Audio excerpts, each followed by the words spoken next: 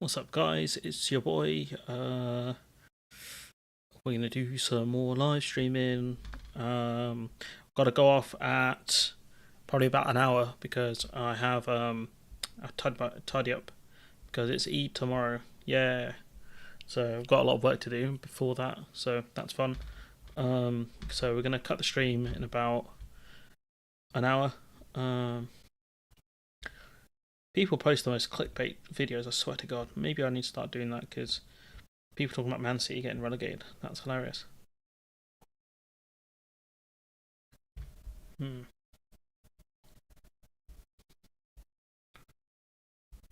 Interesting.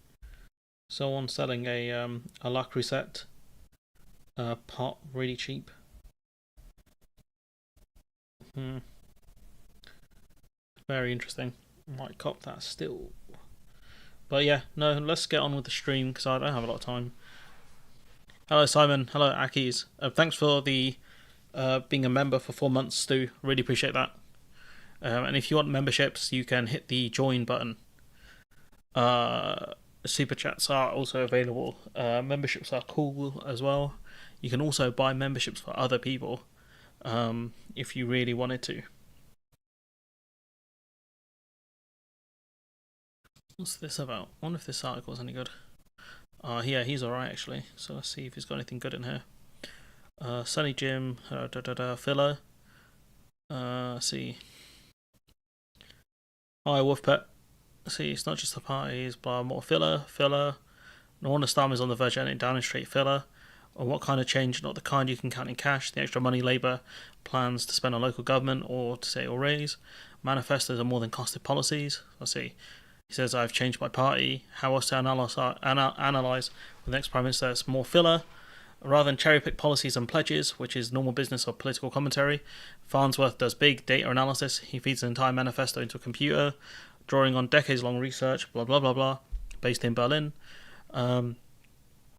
He can illustrate how, okay, some more filler, or context, I guess. In the pantheon of Labour leaders, Starmer's made clear who he is not. He's not Jeremy Corbyn. Of course, Farnsworth compares Starmer's manifesto with Corbyn's.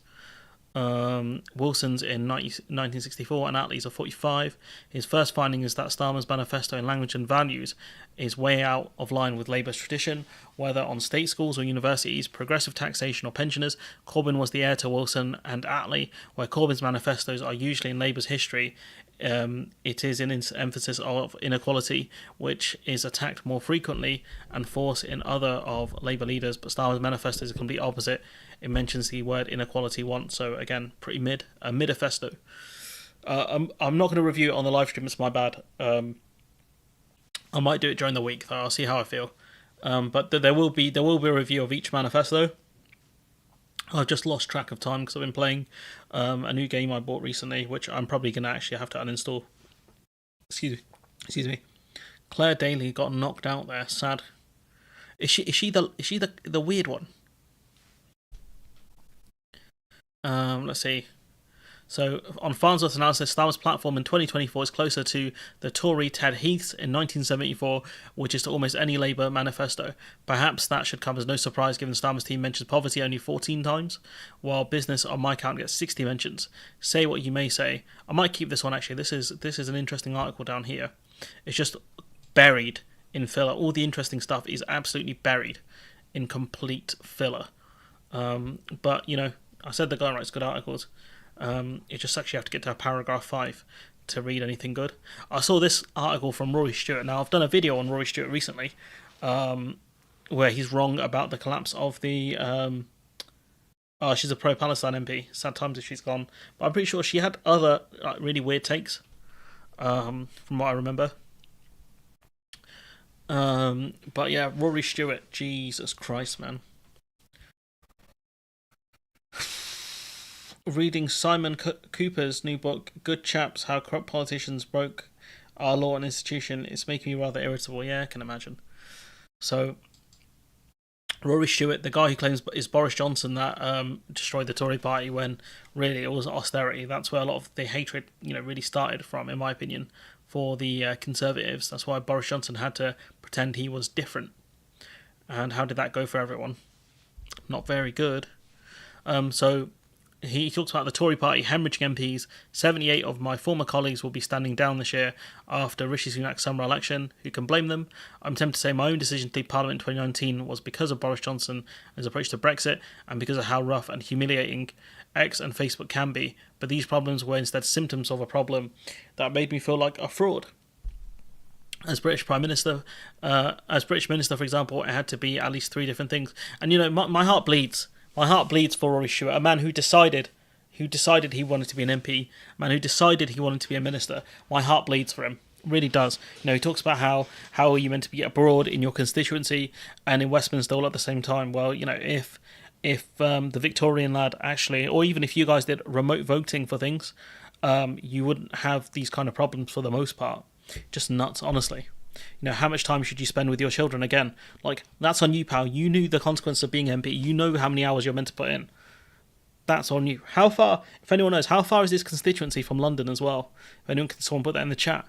He goes, we strode into the debating chamber past marble statues of ancient orators and used Prime Minister's questions to secure press releases in the local paper. Will my right honourable friend congratulate Appleby Rovers on their victory?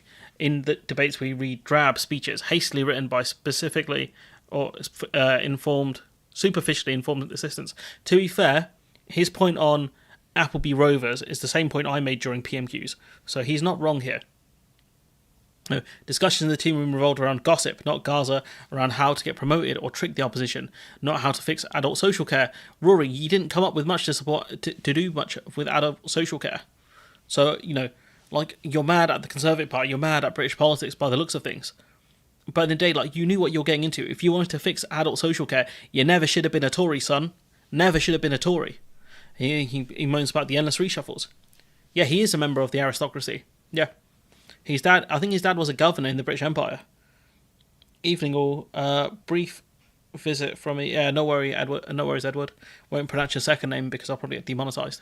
He goes, then there were the reshuffles. I'd not finished my plan for the British environment before I was put in charge of developing programmes in Syria, Yemen, Afghanistan, Bangladesh and Pakistan. Bangladesh got mentioned, so I'll hit you with one of these.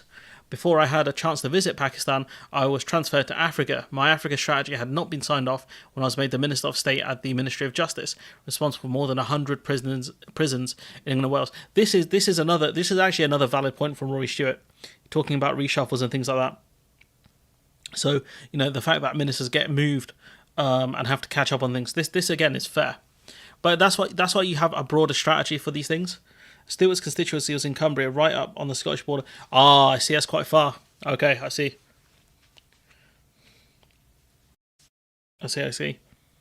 I became the Secretary of State for International Development. My knowledge of these portfolios was absurdly limited. This was true for most of us. That's why you have, but you ran on a manifesto with these things on, these policies on. I don't get, this is why you have experienced civil servants that are meant to guide you through things, and you have a Prime Minister who's meant to lead and inform you on the decisions that they're looking to make. It was rare Defence Secretary, Labour or Conservative who understood the difference between a major and a sergeant major before they took over responsibility. This is literally irrelevant, though. They don't need to know the differences. They don't. The army, for the most part, runs itself. What you're looking for is avoiding, procurement is mostly in the role, what kind of things the army is looking to use, and kind of making sure the army is fit for purpose. In terms of knowing the difference between a major and a sergeant major, it's like when they ask MPs, what's the price for a pint of milk? It's it depends where you go. It depends. There's no fixed answer for it, not really. A few ministers were decent managers, and because we were badly informed, motivated by the most short-term political agendas, and like to be reshuffled in a few months' time, civil servants understandably blocked many of our own initiatives. That, again, is fair. You also do have a lot of ministers who did, as much as I said that they should listen to civil servants, some of these civil servants did cover up crimes, like the tainted blood scandal. So it is difficult. People kind of talk about reshuffles in kind of horse trading terms, which minister's going to be put where, etc. Maybe we should have more kind of permanent roles for ministers. We responded tetchily, either by simply presiding over a system we did not control, or by randomly demanding changes whose consequences we barely understood. Some of this article is fair, because he is right, there are massive problems in the system, but complaining about how much time you get to spend with your kid and whatever, it is just so dumb. He said, I stood at the dispatch box as though I might be a statesman of kind you see in black and white photograph on a classroom wall. And when I answered questions on the situation in Burundi or the Central African Republic, I never mentioned that I'd never visit these countries. Again, like, you don't have to visit countries to be, like, to have some expertise on them. He goes, the UK did not even have embassies in such places. Like, do you think that, how do you... If you were in charge of development or whatever, how would you not know if the UK doesn't have an embassy in these places? This, honestly, it goes from a good article to a trash article. Just, it is wild. He goes, my voters did not care about such things. They wanted me to fix residents' parking, challenge a planning application at the edge of the village, or secure a lift at Penrith train station. Again, that's your role as an MP. Like, obviously you have constituency work to do. He goes, I rarely acknowledge that the real responsibility for these issues lay with local councillors. Why didn't you just tell your constituents that? And that I had neither the budget nor the authority to deal with most of these issues listed in the campaigning leaflets. Like, this is like you won on the back of dishonesty. Then, like this man is not fit to be in politics because he's not willing to play the game. That's the problem. And then this is the bit. This is the important bit here. This is the big bit here. He goes, I was assessed on my votes through a website called They Work For You, which told the country that I'd consistently voted for benefit cuts and in favour of military intervention. But those were not free votes, where MPs were allowed to vote as they please. As a minister, I was obliged to vote with the government and party whip. Far too much energy was focused on the tiny numbers of party members, a few hundred in the constituency. Like, my G, you did not have to be a minister. Like, really. You did not have to be a minister if you did not believe in it. There's such a thing as collective responsibility. If you were against austerity, if you were against military intervention, you should have left the cabinet. We saw that with Robin Cook over the Iraq War. This is pure cowardice from Rory Stewart to try and make the argument that, oh, these were not free votes, therefore, why should I be held responsible for these things? Honestly, it's just embarrassing. He talks about a few hundred in the constituency, older and more ideological than the general public, who controlled my selection and deselection and the choice of party leader. This is essentially, I was just following orders. This is the argument he's saying. It's not my fault these weren't free votes, and if I didn't vote for these things, I faced deselection from the Tory members in that area. He's just whinging.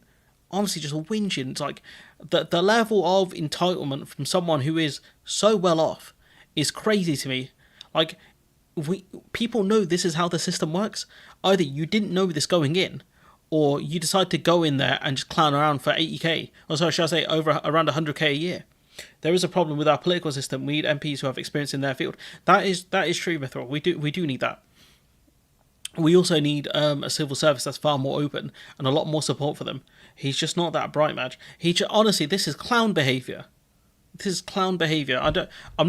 need more stuff on my soundboard to deal with these people. And look, I'm trying to be nice. I was really trying to keep it PG. But how, this man's an idiot. Why do people listen to this brother's podcast? I don't get it. Like, the Austerity Boy and War Criminal podcast, it's just crazy to me. Like, these are his takes. He literally voted for these things and it's like, oh, it's not my fault. Wild. He goes, the lack of seriousness would have been simply embarrassing if it were not for the fact that people like me were responsible for our country's flooding, starvation in Somalia, and Ebola outbreak in the DRC. I did help bring some small improvements. I was proud of the work we did in prisons, but these achievements were unreliable and easily reversed. It's almost like you're in the wrong party, pal. Almost. He goes, I left for these reasons, and also because of Johnson and Brexit. You left because you were pushed out, son. You left because you were pushed out. Let's be honest.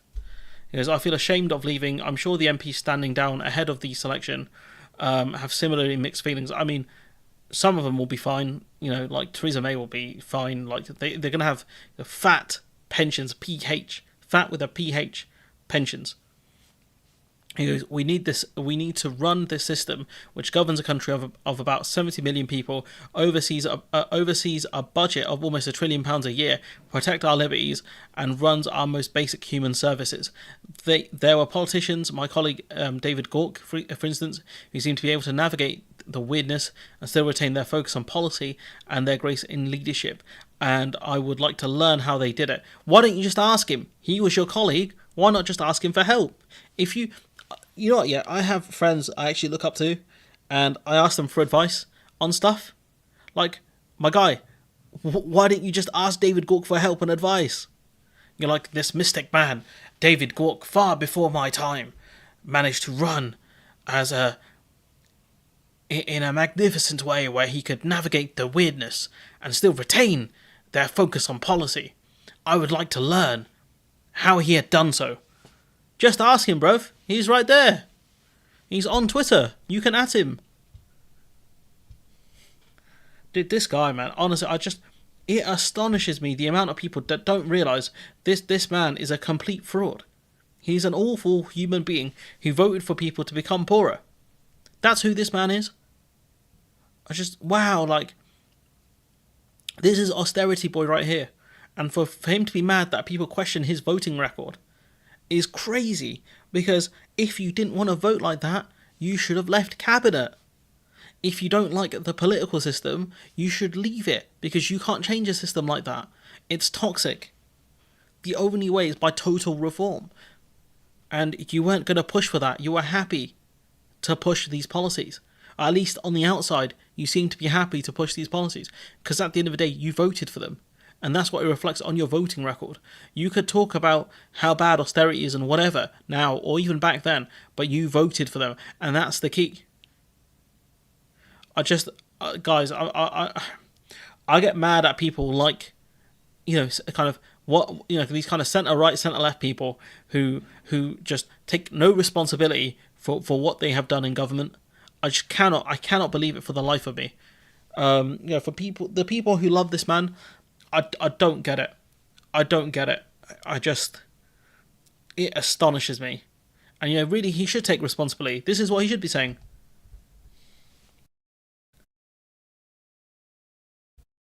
He's got to blame himself. He should be blaming himself, not blaming David Cameron or whoever else. Blame himself. I'm not sure if my soundboard is working, which is annoying. But it's just wild to me that there's just this lack of wanting to take responsibility. Does that come from being rich? Does it come from having rich parents? I don't get it. He was on a podcast with Ash, and I don't think he did very well. I think she did really well in terms of asking him questions and whatever. It's more interesting now that kind of certain ex-politicians are more willing to go out to indie media, but at the same time, like, just anyone who backs this brother is stupid. If you're on the left, on the centre left, and you're the only reason you support him is because of Brexit, you're a clown. Because the reason we got a policy like Brexit was down to austerity and British xenophobia. This man helped feed into one of those. It's just astonishing, guys. Astonishing. Amazing stuff. In Arabic they'll say, I think the word is ajib, amazing. It just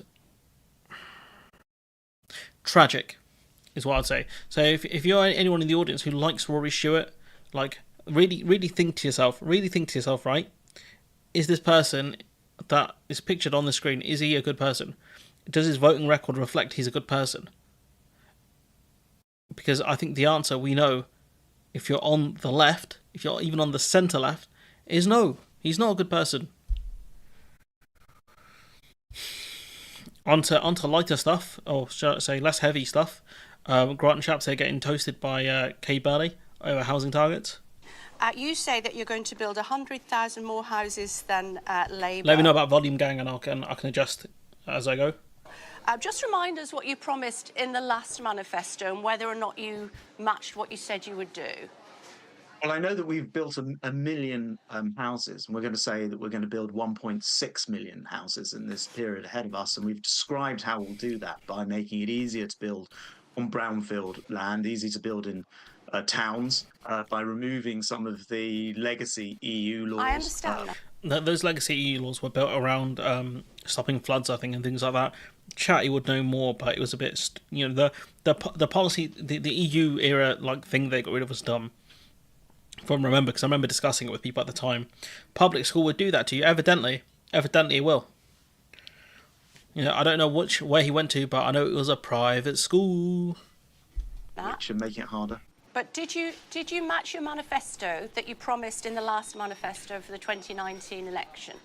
When you said you were going to build 300,000 new homes a year, did you? Forgive me, I don't recall the specific number, but let's say it's 300,000. I'll help you. Let me help you. Let me help you. Let me help you. 2019-20, 248,000, fell to 217,000 in 2020. 2021. We could talk about the pandemic there, of course.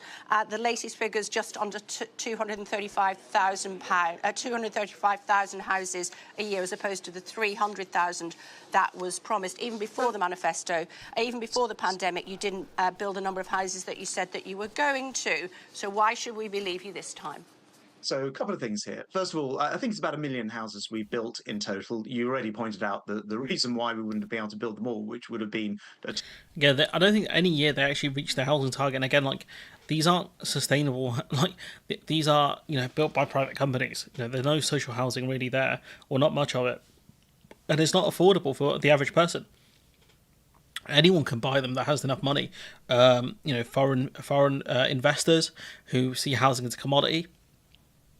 Even though, certain countries have foreigners' taxes, which is one we really should be having, for people looking to buy housing and just use it as commodities. Landlords, they're not really adding to anything. They buy a house to rent it out. All they're doing is getting someone to pay off their mortgage, etc. Asset management companies, which are similar to landlords. You can build as many houses as you want, but if they're getting bought out by landlords and asset management companies, all that's going to happen is prices on rent will come down slightly, maybe, but that's about it. 2-year period where it was very difficult we had a lot of construction done during the pandemic. But those numbers you're reading out may not mean much to people, 200,000 plus homes. When I was housing minister, just after Labour were in power, they were only building 100,000 homes a year. House building was... What policies did Starmer come out with this week? If we get time, we'll have a look at the end. It's lowest since 1924. Yeah, I'm talking about you guys, not Labour. Well, no, the point is, we're comfortably building twice that number of houses plus. The point is that you don't keep your promises.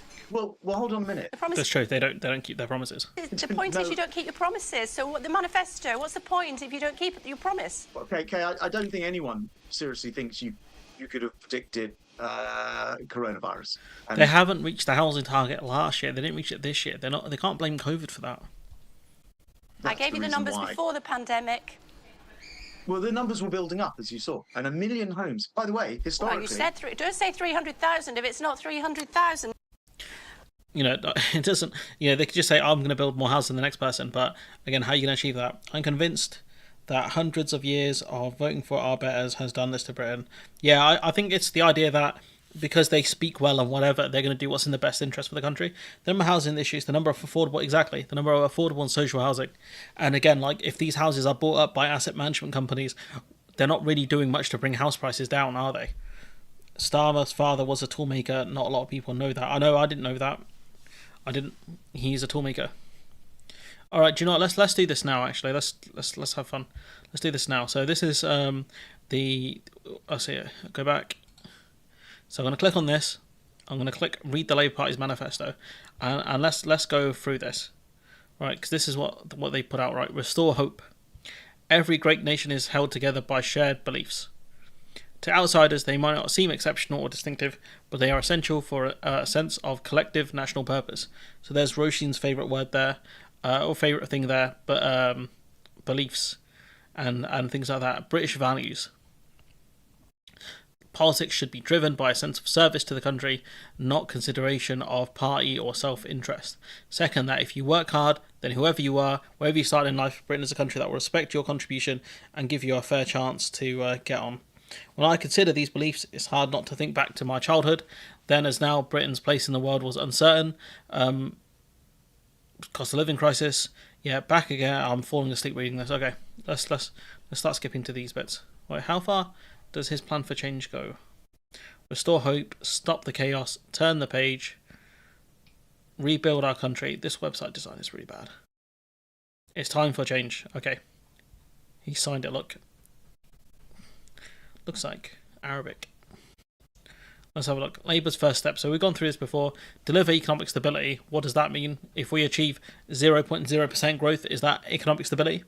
Cut NHS waiting times, which they might be able to achieve, or they probably will achieve this one, but their policy on it is not great. We've discussed that one. Launch a new border security command. That policy is purely for right-wing people. Set up Great British Energy. Again, we don't know if that's actually an energy company or an investment vehicle. You're not going to have access to my data, pal. Sorry about that. Cut the NHS waiting lists. Again, like this policy here, I don't think that's going to happen. They're not going to be able to achieve this one. Launch a new border security. Mentioned that. Set up Great British Energy, publicly owned clean power company. So is it going to be a limited company, or what is it going to be? Because he talked about it being an investment vehicle. So is it an investment vehicle or is it an energy company? And what is it actually going to do? Because you can talk about cutting £400 off people's energy bills. What exactly are you going to do? We've had experts tear it apart. No idea what this is about. Crack down on antisocial behaviour with more neighbourhood policing paid for by ending wasteful contracts, tough new penalties for offenders, and a new network of youth hubs. So 2 out of 3 of these are good. Wasteful contracts, that's good. But again, how much money you're going to get out of these? You know, how are you going to get rid of these contracts that we have existing? I don't know. Tough new penalties for offenders. I mean, sure, I guess it depends on the offence, I guess.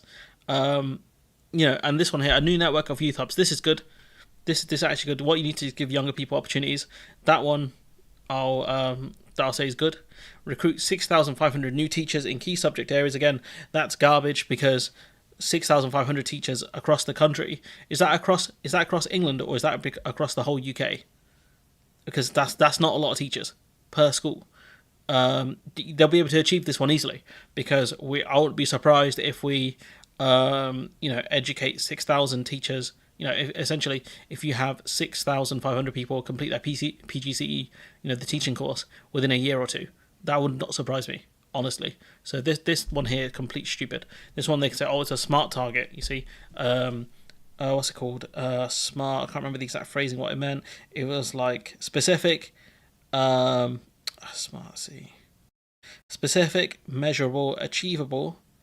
SMAR, realistic, and time sensitive. There we go. Boom. Business class. Year 9 business class. Smart target. 1 teacher for every 3.7 schools in England, Maj. Education has devolved everywhere else. That's fair. And also 1 teacher per every 3.7 schools. That's awful. Mission-driven government.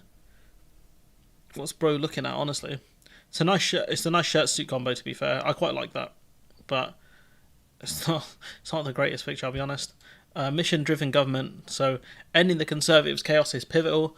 Turning back the page. This one's a filler page. A new administration. Here we go. Kickstart economic growth. Oh my God, they're still running with this. God damn, they're still going with this.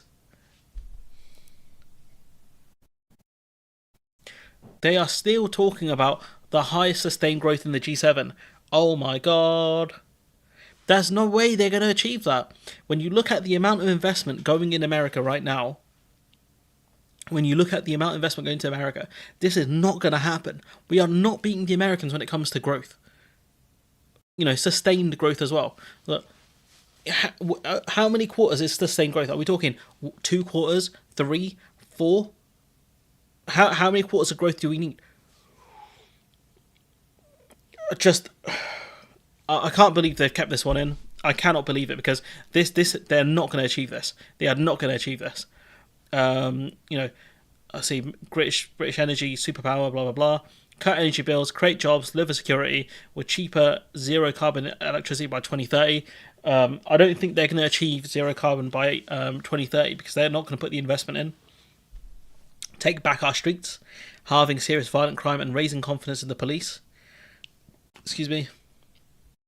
Break down barriers to opportunity, reforming our childcare and education systems to make sure there is no class ceiling on the ambitions of young people. Again, you're keeping the 2-child cap, so you're not really breaking the class ceiling on things like that, because child poverty is going to be a factor into children doing badly in school.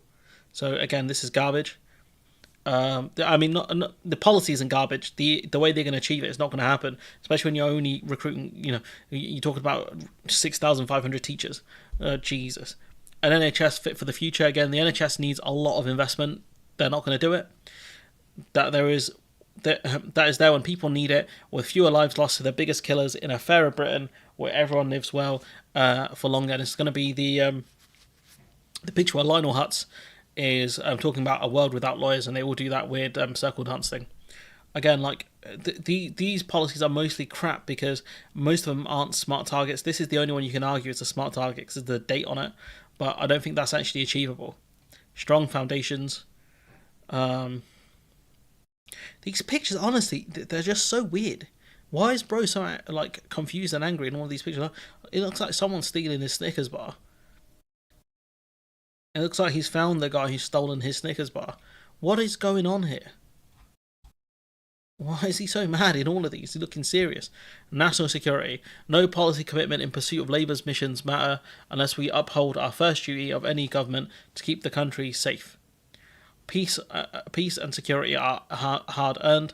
They require constant vigilance. Over the last 14 years of geopolitical tensions have risen. Our commitment to the UK's nuclear deterrent is absolute. Again, that's fine, but like, how are you going to afford these new submarines he's talking about? He's talking about the Skripal poisonings, to assassination plots by the Iranian Revolutionary Guard, threats from hostile states. Again, this is to appeal to a specific demographic and show them that they're serious about national defence, unlike under Jeremy Corbyn. Max Headroom has really gone to seed since he took over. Like, Max Headroom, who the hell is that? Britain is a tolerant and compassionate country. Gonna call doubt on tolerant. Gonna call doubt on compassionate when we have the 2-child cap. We have a proud tradition of welcoming people fleeing persecution. Literally, not really, I'd say. Especially after the way we've treated Afghan refugees. Schemes like Hong Kong, Homes for Ukraine, Hong Kong, humanitarian visas, and the Syrian resettlement program have provided important routes for refugees seeking sanctuary, but the system needs to be controlled and managed. We need strong borders. The small boats, again, if you open up safe routes, you wouldn't have the small boats. That's the best way to deal with the smugglers, is deal with the people who are paying them. Labour will set up a new returns and enforcement units. Again, we're going to have to wait on France and the EU really to see how this policy will work. Economic stability. I mean, it's just bizarre, these pictures, honestly. Who said these were a good idea? He's almost as bad as Sunak's photographer. Every commitment our Labour government makes will be based on sound money and economic stability. This is a non-negotiable principle, and our Change Labour Party. Siren voices may claim there are no limits on what a government can spend. I mean, no one is claiming there are no limits on what a government can spend, I suppose, unless you're talking to someone who does MMT. But even then, there are still like levers they put in. There are still limits in a sense. We reject this flawed ideology. Well done, you destroyed the straw man. You're smoking the straw man pack. You're smoking the straw man pack right here, because no one has argued that the government has limitless money. So well done there, Labour.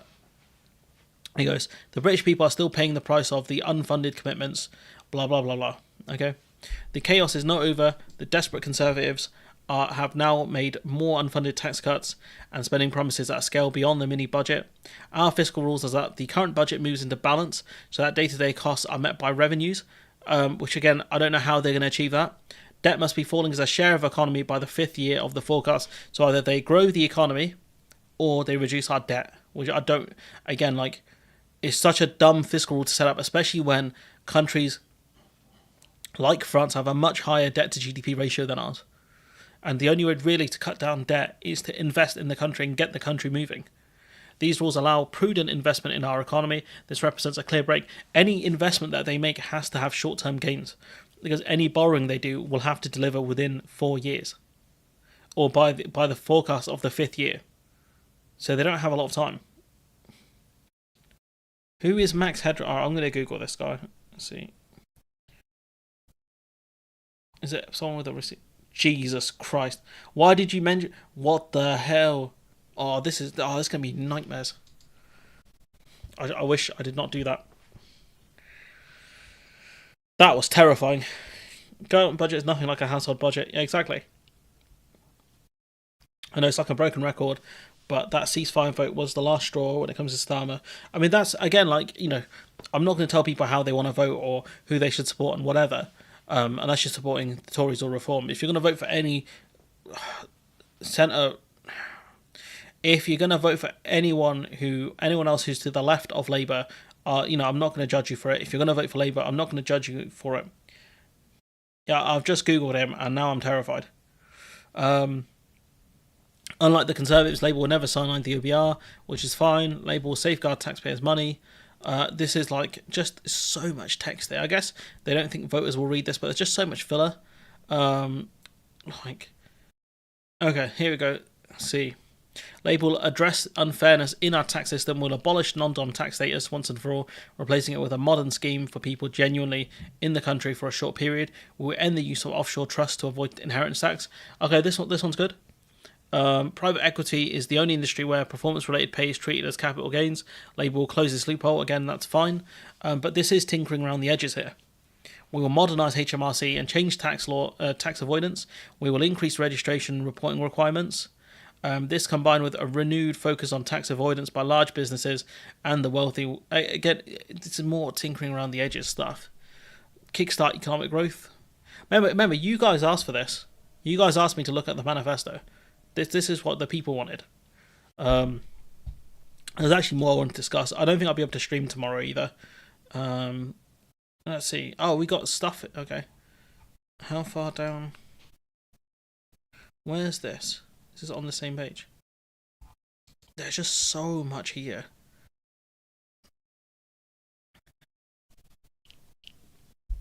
Oh my god, there's so much. Sustained economic. Oh my god, I'm getting bored reading this. We'll go through a few more. Honest. Let's go through. Let's go through this industrial strategy. Right. Labour will introduce a new industrial strategy. Our approach will be mission driven. Again, there's just so much filler here. There's so much filler here. We will end short-term policy making with the establishment of an industrial strategy council on a statutory footing to provide expert advice. Again, who will these experts be? From where? Yeah, they go off headlines and how they feel and things like that. They're gonna end the VAT on private school, the VAT exemption on private schools. Yeah, Labour will take a sectoral approach, be clear-eyed about. Okay, there's no method here. There's no real method here. This is so much filler. I might be back in an hour or so. I probably won't be, Edward, to be fair. But you're not missing out on much. It's just endless amounts of filler. Stop putting these little clips in as well. It just looks so dumb.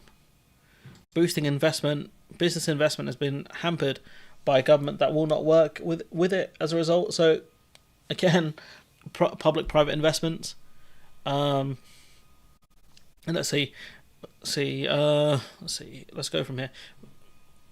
Where does the good stuff begin? See, public investment where it supports and de-risks additional private investment. So why would we want public money to de-risk private investment? Because what if the investment actually fails? We're just bailing out private money at that point. This isn't it, guys. Honestly, this is not good. This de-risking element here. Is that what GP Energy is going to be? It's going to be a de-riskment platform where, if it does go wrong, it will get a public bailout. This is something No Justice spoke about, and I guess she was right again. She was right again on this stuff. Score 1 for NJ, I guess. Capitalise with 7.3 billion over the course of the next Parliament. The National Wealth Fund will have a remit to support Labour's growth. So essentially, it's kind of like a sovereign wealth fund, I guess. So 1.8 billion to upgrade ports and supply chains across the UK. 1.5 billion to new gigafactories to our automotive industry. But again, companies like Jaguar have talked about how it's too expensive to set up in the UK. The energy costs and things like that. That's one of the reasons why they were going to pick Spain. But in the end, they picked the UK because we offered them a fair subsidy. 2.5 billion to rebuild our steel industry, 1 billion to accelerate deployment of carbon capture, 500 million to support the manufacture of green hydrogen. Which again, it's not. I don't think it's that clear where they're actually going to get the funding from for this, but there'll be private investors in, and they're going to want a return on their money. Labour will also act to increase investment for pension funds in UK markets, will adopt reforms to ensure that workplace pension schemes take advantage of consolidation and scale to deliver. This is so boring. They talk about investment for UK PLC. That's a Conservative talking point. That's what Conservatives say, UK PLC. That's what St Farage says as well. We'll also undertake a review of the pension landscape to consider what further steps are needed to improve pension outcomes and increase investment in the UK markets, because obviously pension funds do a lot of investments in the UK. So one of the reasons why they moved to an automatic enrolment, I think, me personally anyways. Labour will stop the chaos. Oh my god, so much filler. There's so much filler in this. We will publish a roadmap for business taxation for the next parliament, which will allow businesses to plan investments with confidence. Again, this stuff is fine, I guess. Like there is some stability here. Cap corporation tax at the current level of 25%. Other countries have higher corporation tax than us in the G7. That's not a way. Businesses won't just set up because we've got lower taxes. They'll set up where they think people have money to buy things. At the moment, we don't really have. There's no much disposable income in the UK. This parliament was the first parliament where disposable incomes went down. This is wild. This manifesto is so bad. It's a manifesto, honestly. This is honestly so mid. I can't. Fucking hell. I have to do a video on this. I'm gonna die doing a video on this. This is garbage. This is so bad. This is so boring to read, and there's so much filler in each bit. Look how long this page is. Britain is grinding to a halt. Rail cancellations. These are true. Conservative chaos has seen major projects abandoned. Decades-long delays. Yeah, that's true with HS2 and things like that. Yeah. Labour will end this chaos by developing a 10-year infrastructure strategy aligned with our industrial strategy and regional development priorities. A 10-year plan, that's good, yeah, that's good, but you don't want to spend like a ton of time just planning things because you'll never get down to actually doing them. That's one of the things with HS2, it was so delayed constantly where nothing was done. In the end, I don't know if there's going to be a House of Lords reform. We're not even halfway through this thing, QA. Look how long this bloody page is. Current regime acts as a major break. I miss my highlighter tool, man. I miss my highlighter tool. It would have been perfect for this. See, they talk about investment in 5G, rollout of gigabit broadband. This is good, and this, a broader rollout of gigabit internet is good. I actually get good speeds in my house. It's been a game changer for me. This would actually help productivity a lot for kind of people who provide services via the internet. So a bigger gigabit rollout would be great. Royal Mail remains a key part of our infrastructure. They will ensure that any proposed takeover is robustly scrutinised. We've gone from renationalising Royal Mail to making sure they get a good buyer. If it's so important, shouldn't the government just buy it back? If it's so integral, I don't think the Americans even have a fully privatised postal system. Don't they have like a nationalised postal system? In America, they have like private companies like FedEx and stuff, but don't they also have like a government-run post service in America? They will also explore new businesses and government models for Royal Mail so that workers and customers who rely on Royal Mail can have stronger voice and governance. Again, like, are you talking about like a co-op? I got gigabit broadband. I got 1 to 5 gig. Oh, I'm jealous. I get about three between 300 and a gig. Let me see what it is now actually.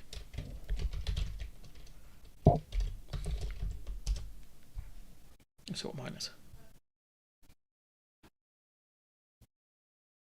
It's pretty high. It's 800 up and 800 down. So it's pretty good. So yeah, we'll take that. So yeah, this is.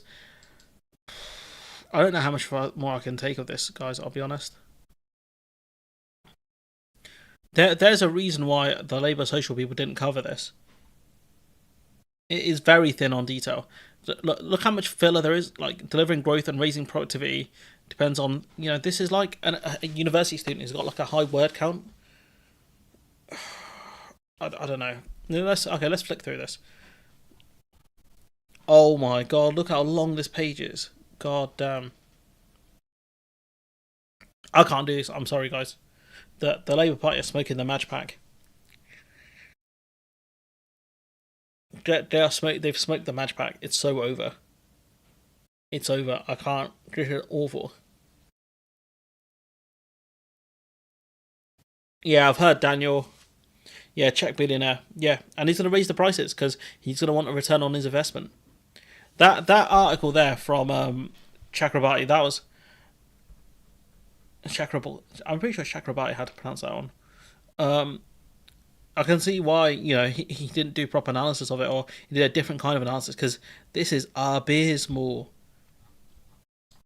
This is abysmal. Like, this is so much filler.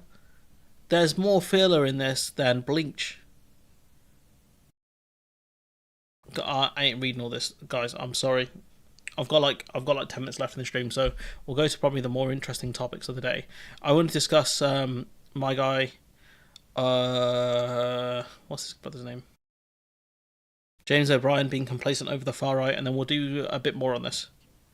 Umbrella under which all of these far-right parties sit is almost too huge to contemplate. For example, Marine Le Pen's outfit, which is no longer called... It probably was written by consultants, to be fair, QA.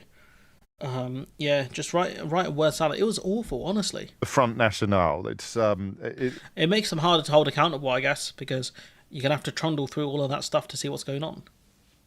It's called something else these days. I'll remember what it is called in a moment. But they have cut off some contact with the AFD. Also, guys, if you want to pick up memberships, feel free to do so. I would very much appreciate it. Or if you want to do any super chats, I'd appreciate that as well. That manifesto was so bad, so bad. Nigel Farage's friends in Germany, because one of their senior politicians talked about the SS in fairly warm words and talked about how they're not all National Rally, of course, the Rally National it's called, talked about how they're not all criminals and should be sort of a little bit of historical revisionism in the case of the SS, which should get you a column in Andrew Neil's Spectator magazine, but is still considered to be beyond the pale by the far right French party, so that they've sort of ceased contact. But the AFD, who are riddled with Nazi legacy. I think, wasn't the woman that invited Farage to address them a few years ago, wasn't she the granddaughter of a senior Nazi? And in the week that we commemorated D-Day, people are... You met him today. How did that go? Voting for these parties.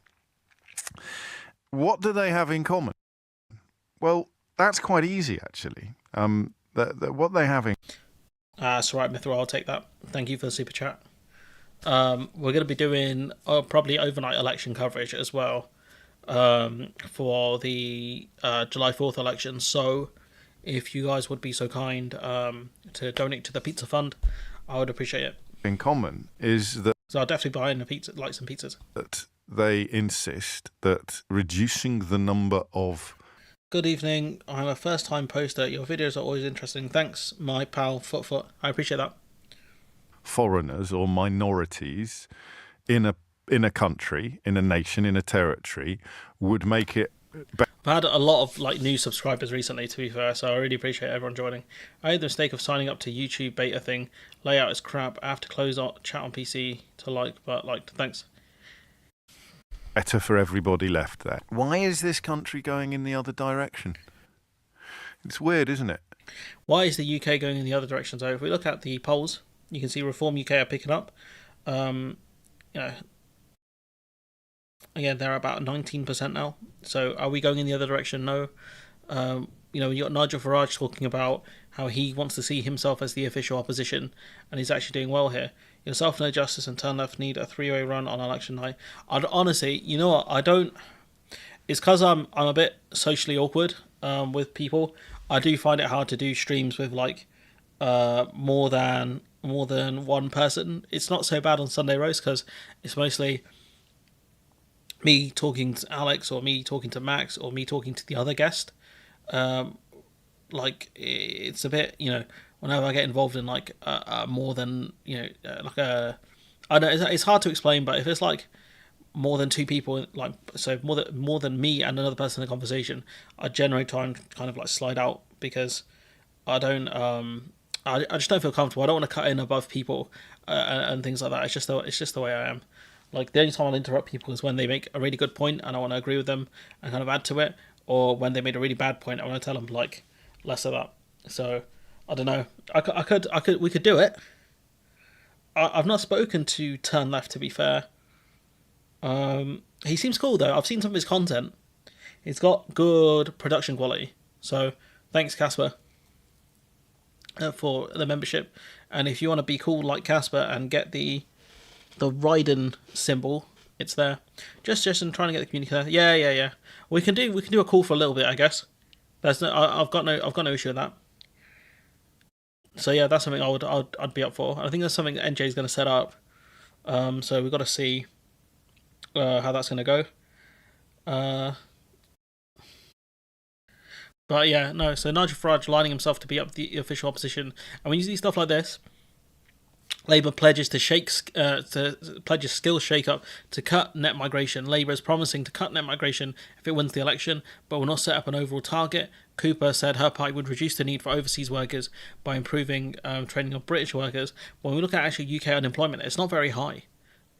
Our unemployment is not very high, and so like there's not a big pool of people to take up these roles, to train in these roles. And if you're moving people from one sector to another, you're not doing much. You're essentially doing the job equivalent of robbing Peter to pay Paul, I guess, in terms of jobs. Like you're taking one person out of construction to put them in, I don't know, like social care or some nonsense. Like it doesn't really help that much. So I think the rhetoric is silly. It's silly. Thank you for the sticker as well, Casper. I really appreciate that. Good job. Yeah, thanks, pal. But yeah, nah, I don't. This complacency. Channel called what kind of name is that? Oh, he's forensic, is he? But I thought Starmer was the only forensic one. I'm good for an opinionated rant. This stuff here scares me. This complacency here, this idea the UK is going the opposite direction from Germany, I don't think that's true. You've got the kind of centre-right/right-wing party, because the Tory party do push a lot of right-wing policies, but in terms of implementation, they know for some of these the courts will block them. Like Sunak knew the Rwanda scheme would get blocked by the courts. I think he knew that.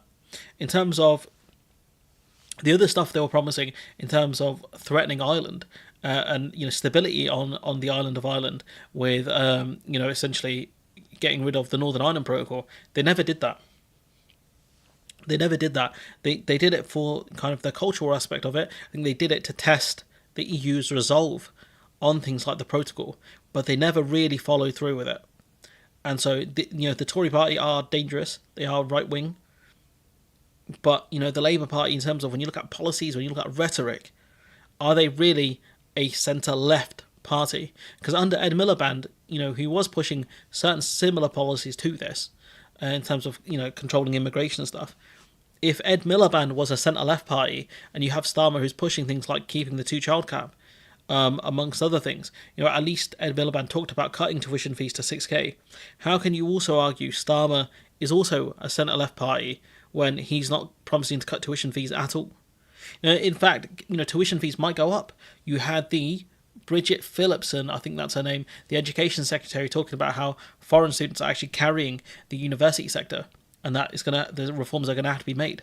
So how can anyone, maybe they're going to look at raising tuition fees potentially. So again, like, what is if Ed Miliband's run was a centre-left campaign, how can Keir Starmer also be a centre-left party when their policies are quite different? Everything would have been fine if the EU didn't implement the agreement. Lord Frost, pretty much. Thought you were going to say O'Brien said that. This is the other thing I want to talk about actually. The two-child cap, we mentioned that. This guy here, Torsten Bell, even him saying here it's not a good policy. Non-EU students always carried the universities. That is true. They do pay a significantly higher amount. Northern Ireland shows up the disaster that is Brexit. That is true. This is the last thing I want to discuss. This is with Naomi Klein, who's a great writer, and And whenever she comes to Britain, she normally shows people up and reminds you that you're not very good at your job. And her analysis is honestly levels above most people in any given room. So let's have a listen to what she has to say. We'll end the stream with a couple of clips from her. Self-imposed Tory fiscal rules, self-imposed Labour fiscal rules as well. Self-imposed Labour fiscal rules. I think that the Tories know they're going to lose, and they seem to be practically throwing the election. They've basically written it off, and it seems like Labour is trying not to make any sudden movements and to send lots of reassuring messages that. Thank you, Wolfpet, for the super chat. Really appreciate it. Thanks everyone who's sent in super chats and stickers and stuff, and memberships as well. It really goes a long way. Very little really is going to change, and I think if we look at the European elections, are you disappointed by that? I am. I'm not just disappointed. I'm worried because if we look at what just happened in Europe, if we look at what Schulz is doing, I'm seeing Labour poised to make the same mistakes, which absolutely I think will win an election, but will set the table for a far-right comeback. That's what I'm worried about. I think the message that we're seeing from Europe is there really need to be policies that meet people's most urgent needs. And this idea of what we're hearing from your leader about these fiscal rules and basically sounding like Margaret Thatcher on running a government like a household, which is ridiculous, is going to set the table for a far-right comeback. Because all you're doing is you're using the language of the Conservatives, and when you don't deliver, the far right are going to come in. Because I keep mentioning this thing, guys. The Reform Party talking about raising the tax threshold to £20,000 will raise a lot of people out of paying tax. It will raise a lot of people out of paying tax. I know, because that's I make in my day job, that's how much I make slightly more than that, right? If I didn't have to pay tax and national insurance, I would make a tremendous amount more money. And that's how I know that policy, I think, will resonate with people if they keep pushing it. That will be their strongest policy. And I think, when people ask how you're going to pay for it, they keep talking about immigration and all sorts of nonsense. The only way they're going to get stopped is if they cannot credibly answer how they're going to pay for it. That's about it. Because it's actually, on its face of it, it's not, it's actually a decent policy in my opinion. And not just because it will benefit me. It would benefit me if it was implemented, but I think on the face of it, it's a good policy. But yeah, no, she's right. The fiscal rules, the Thatcher stuff, he praised Thatcher consistently. And, when you talk about normalisation of the far right, this is the kind of stuff she's talking about. I probably should reorder these around here. A lot of what I've been writing about and researching is how when you have a sort of weak centrist political. She's quite good though. She's been quite good on Labour, to be fair. I think every time I've seen her talk in England or in the UK, she's done quite well. Power base that is not meeting. They have done everything to ensure they're one term only, but the Tories have botched it so badly that Labour might win again by default, I'll be honest. It's possible because of first past the post that, if Reform just consumed the Tory vote, there's still no guarantee they would win. If they get another, say 10% of Tory voters, that puts about 29%. That's still way lower than Labour. So there's a lot for them to do in order to stop that. And, if you look at the other kind of centre left parties, right, the Lib Dems on about 14. So they are eating into potential Labour voters a little bit, probably potential Green voters. But again, I don't think there'll be one term purely because of the first past the post. And that's a bold statement, I know. But I think they will probably make two terms unless they do really catastrophic things.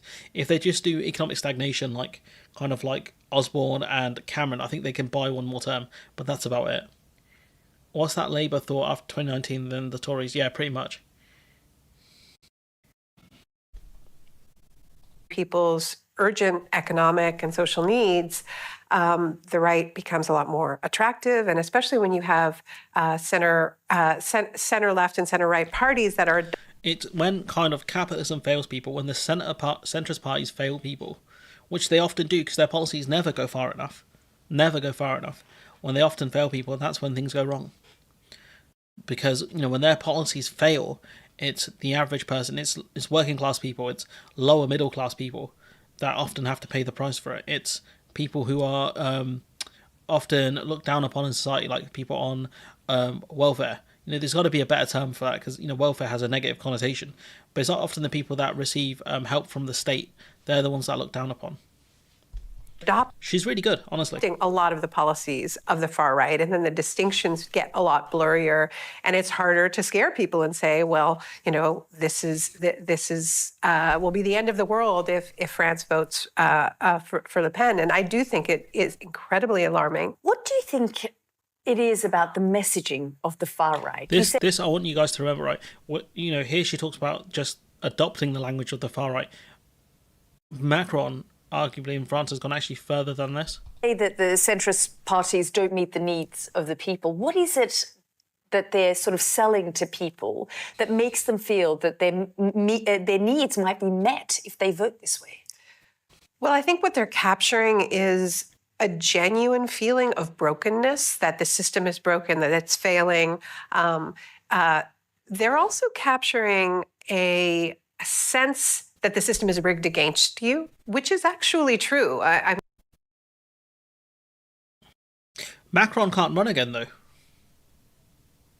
Macron can't run again, can it? I thought in France you could only have 2 terms. We have an economic system that is serving elites, and the cost of living, as we know, is soaring. A lot of things really are breaking, including our planetary systems.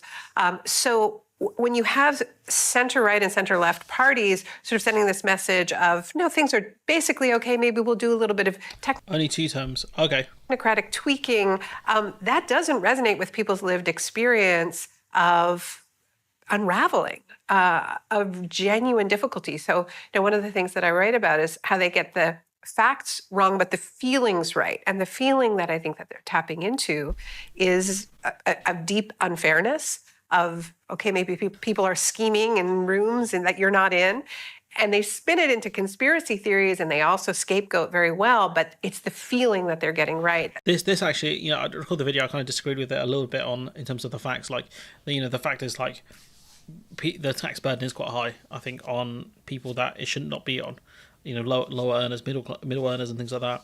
But they do capture the feeling of being left behind, the state not caring about you anymore, things like that. They do capture that really well. When Donald Trump spoke about the forgotten man will not be forgotten again, that resonated with people. People in the Rust Belt that lost their well-paying jobs, their industrial jobs, and were forced to try and find other work that didn't pay anywhere near as good. That rhetoric would resonate with people, I think, that live in Swindon, who have lost, I think it's Nissan or Toyota, I can't remember, it's one of the Japanese car makers. That kind of message would resonate with them. The only irony is they lost those jobs because of Nigel Farage. So if Nigel Farage did run on that, it would not go well. And when you talk about kind of normalising the far right, it goes beyond just taking their policies, especially with what Macron's done in France, according to this caller. When Macron won the presidency in France, because in France compared to the UK, the parliamentary system in the UK, the party with the largest MP selects who leads as the prime minister. Whilst in France, the party... What's Hungary and Slovakia doing? France, Italy and Germany are going far right, but they all get the headlines. That is true. The largest party do not get to select the president, if that makes sense. Yes. The president then appoints the prime minister, you see. So when Macron's party... La France en Marche didn't get the majority of seats in the parliament, he needed to form coalitions, most especially for his immigration bill.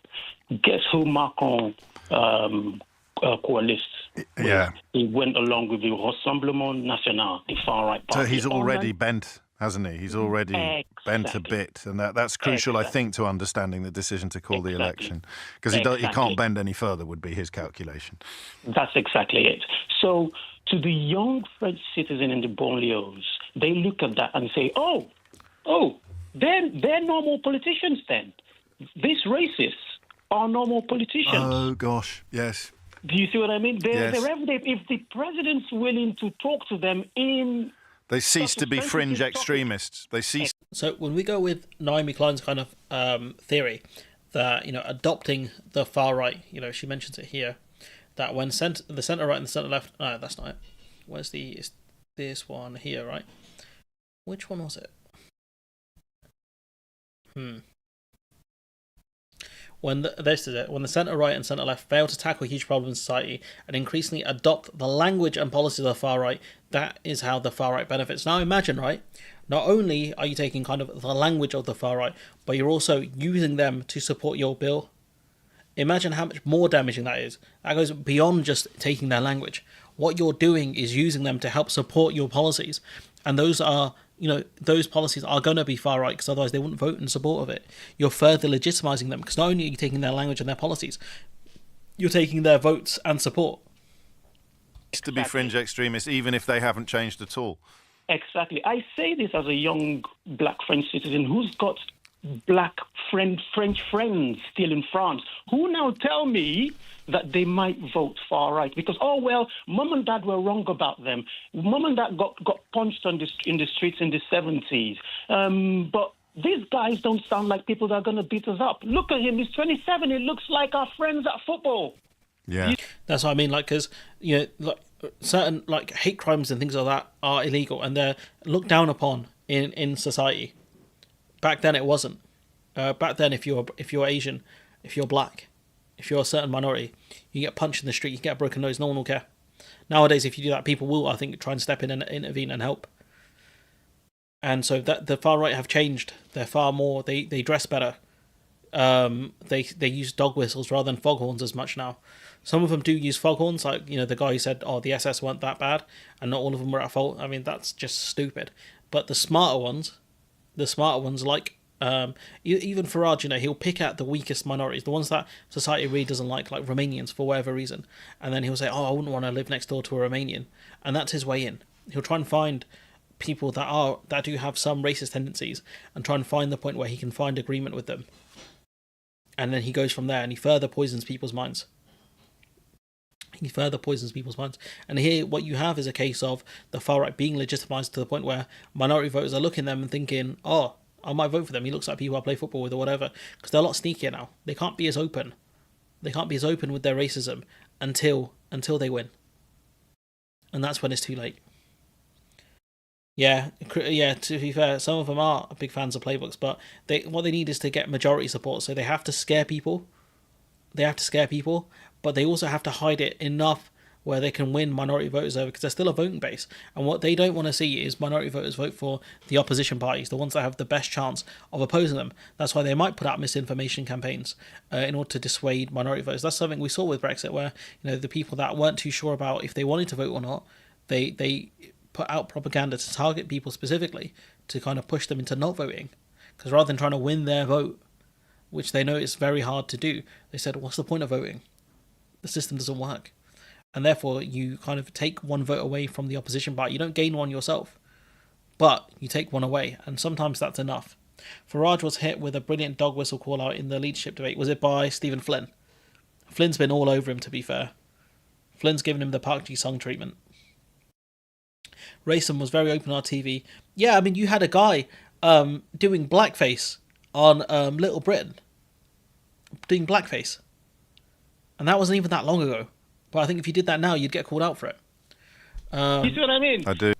I think, was I going to mention this bit? Yeah, we'll do this one as the last clip. Of a scandal. Since I've been here, this country has been in the grips of a scandal about Rishi Sunak's actions around D-Day, and I understand why people are offended. I understand the pain that this is evoked, but. To me, the lessons of the Second World War, the lessons of D-Day, the way to honor the many, many victims is to look at history and look at the conditions under which the far right rises. And I think it's when the right makes an alliance of convenience with the far right. That is when fascism rises. That is true. When I think it's when the centre parties look to the far right as well in order to take their support, like Macron has done over the immigration bill. You legitimise them, and that's what you don't want. Because the moment they become legitimised as politicians, they will gain more support. The stigma around them goes. And so people are more willing to vote for them, especially when they have actual economic policies that people are fans of. But anyways, I'm gonna leave it there. Look, been streaming for slightly longer than I wanted to. Thanks for everyone who's watching. We've had about 34 people here, which is really good. We had to watch the Black and White Minstrels. The Who? I don't understand the boomer references. But yeah, thanks everyone who joined. Thank you everyone for the super chats and the memberships. It does go a long way. I will be looking at doing election coverage overnight. That's in less than 3 weeks as well. Crazy. Less than 3 weeks. Crazy. Got loads of content to do in the meantime. I will be going on break after the election for about a week. But other than that, like, there will be regular content. I'm going to try and just hit 2 videos a day until the election, and then we're going to figure out things from there. But yeah, thanks everyone for joining. It's been a good showing. I really appreciate it, and I'll catch you lot next week. Bye bye. I've got the 4th and 5th off. I've got them off. I've got the 4th and 5th off, so we'll be smoking that Tory pack. We'll be smoking the Conservative pack on the night, and yeah, we'll be seeing how that goes. But I do have those days off. The Friday I've got plans. I've got some other bits of wedding shopping I need to do. I'm not getting married, but it's for someone else's wedding. So yeah, there's that. But I can be on overnight. Need a bingo card for that night as well. If you want to set something up, DM me on Twitter. DM me on Discord. Sorry. But yeah, I'll catch you lot next week. All right, bye.